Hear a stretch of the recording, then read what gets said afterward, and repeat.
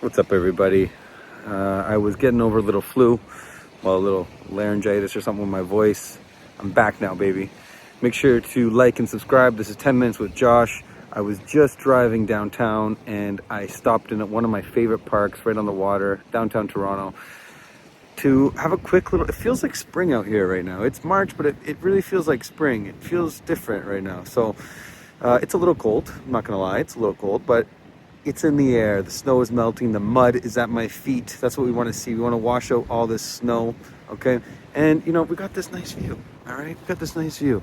So, what I'm going to talk about today is very simple.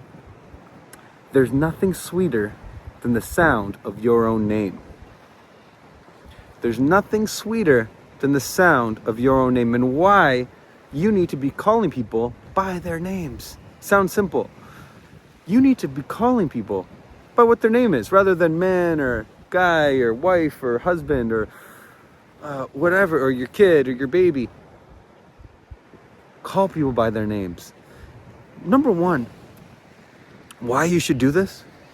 It's a sign of respect. It's a sign of respect. It's a sign of old school respect. Hey, Josh, how you doing? Nice to see you. Josh, how was your night last night? Josh, what did you get up to last night? It's different than, hey, what's up, man? How are you? Good? It's cold, right? So I always make an effort in calling people by their name, by their first name, in casual conversation. When I see somebody, it's hey, Eric, what's going on, brother? How are you? Haven't seen you in a while. You good? That's different than, hey, what's up, man? How are you? Good? It's just, it's different, okay? Fight me on that. It's all good. It builds trust. Number two, it builds trust. Number three, it builds connection, and it makes you feel important.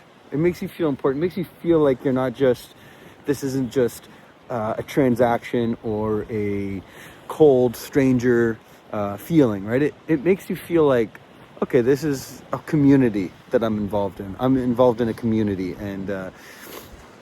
and this guy knows me by my name, and he knows my wife by her name, and my kid by his name, right? Whatever. I remember once I was in Montreal at this fancy restaurant, beautiful French restaurant, and the waiter at the beginning of the service, he asked me and my wife our names, Josh and Victoria, and the rest of the night, he kept saying, Josh, hey Josh, you need some more water? Victoria, do you need more wine? You need another glass of wine? Josh, how's the food, man? How is it? That little detail was huge for me. That was back in 2017. And I still remember it. It's 2026 right now. I still remember that waiter calling me by my name. Made me feel important. It's not hard. He could have served us hot dogs and freaking grilled cheese sandwiches, and I still would have remembered that amazing service that I had in Montreal. It's that simple. There's nothing sweeter than the sound of your own name, okay?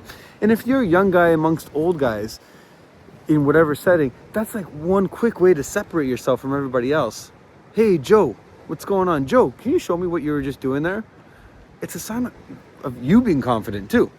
It's a sign of confidence, okay? So, I remember being in the barbershop, and when I was young, and it was a walk-in only shop, like cash only, walk-in only. So we would see guys all the time, and we didn't even know their names. So what I started to do was, I had a good connection with someone, and I wrote his name down. Warren, okay, Warren's son. Nixon, okay, Warren's wife. I write everyone's name down, right? What's their dog's name, if I got that information. So next time I see him a month later, he comes in the barbershop. And then instead of saying, hey, you next? Come on in. It's so cold. Instead it's, Warren, what's going on, brother? Haven't seen you in a while. You good? Look at that hair. It grew in nice. Very good, very good. Warren, how's Nixon doing? Okay, cool. And I can't remember his wife's name. But you refer to that, right? It's a huge difference. And it's going to be recepted so much differently. And this is how people remember you, and they respect you for calling them by their names. Isn't that crazy? there's nothing sweeter than the sound of your own name. And like I said, I think this is from a book, or someone said it to me.